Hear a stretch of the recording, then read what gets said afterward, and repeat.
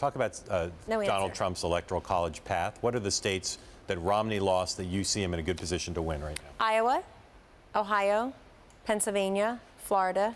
Okay, so we'll be competitive. Again, let's look at the August polls, right? So, well, we're in August now. I'll keep coming on. Do you accept the premise that Donnie and I talked about earlier that he needs to do something different, or you think he's on a trajectory to win now?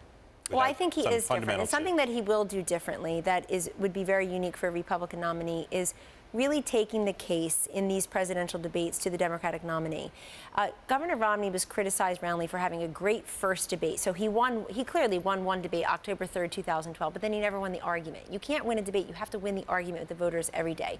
But I still think the X factor, the unpredictability of Donald Trump in these debates against the very scripted, very boring Hillary Clinton, who reverts back to the sound bites and isn't very nimble on the stump, is a risk for her. It truly is a risk for her. So, and you know how that goes, Mark. That can change lots of people's opinions as they start to pay more attention after Labor Day and as we get into these debates. Also, we never know what the next chapter in the never-ending Hillary scandalabra will be. And let's be fair. Some Democrats want to dismiss the emails. I call them the wrist flickers. Who cares if there's national security information? I want to make sure I get this question in there. It's good.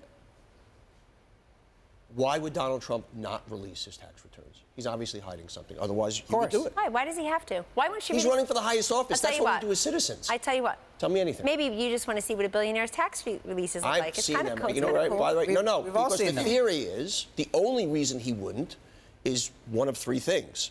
He's paying almost zero tax. He doesn't give any money to charity, and he's nowhere nearly as rich as he says. Otherwise, he would release them. So it's all three of those things, Donnie. No, it's there's no logic. Give me a logical argument. No, give me the argument. Let me answer my question. What is the argument to not release them if you have nothing to hide? What is the argument to release him? He says he's under audit. Every president since Nixon.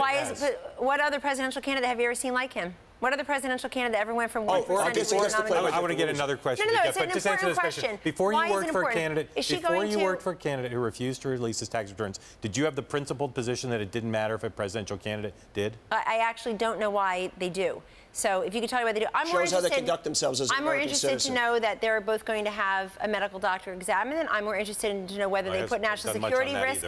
Security risk. But here's the thing, Donnie, also. He says he's under audit. I have no idea about his financial situation, so he says he's under audit. The other thing is, I'll make you a deal. I'll make you a deal. I'll look you in the eye, telling you I will look him in the eye, and I will ask him to release his tax returns if Hillary Clinton releases all the transcripts from the Wall Street speeches and there's no precedent for that. 33,000 emails. How about 30? I want the 33,000 emails. No, I want some smart person, right? Of course she did, Mark. But some smart kid out in Silicon Valley, they can get them for us. What's You're on. I'll pay you. chance that Trump will win? Oh, looking at the August polls, it's 20 or less. Like, there's no question about it. 20% that a major party candidate would win. No. He said, what's the percentage when I look at the polls today? If you took all the swing states, 20%. Hillary is winning by a dominant thing. But I'll also say exactly what you said, to be fair, right? It's August, and I think there's plenty of time. You guys, you're both numbers people. I want to get numbers from both of you. What is Trump's floor in the popular vote? Oh, it's 40-some%, 42, 43% for any major ceiling in the popular vote? With Gary Johnson and Jill Stein on the ballot? Her ceiling is about 47%. Oh, then you'll win.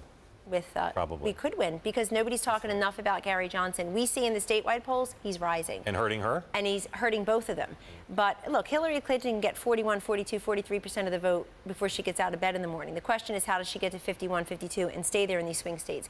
Gary Johnson helps and hurts in very unusual ways. The thing about Gary Johnson comes down to this. If he continues to get 11, 12%, gets up to that 15% threshold, gets on the debate stage, it could help him because people say, well, a third alternative, or it could hurt him because people say, I didn't want Trump or Clinton, but I romanticized you when you weren't on, when I didn't know anything about you. It's not, they'd have to buy into his libertarian ideology. If the Trump campaign's relying on the third parties to win this thing, the Hillary Clinton people should be in very, very happy But Bill Clinton got less than 50% in 1992 and won. Great. We're going to take this outside, right?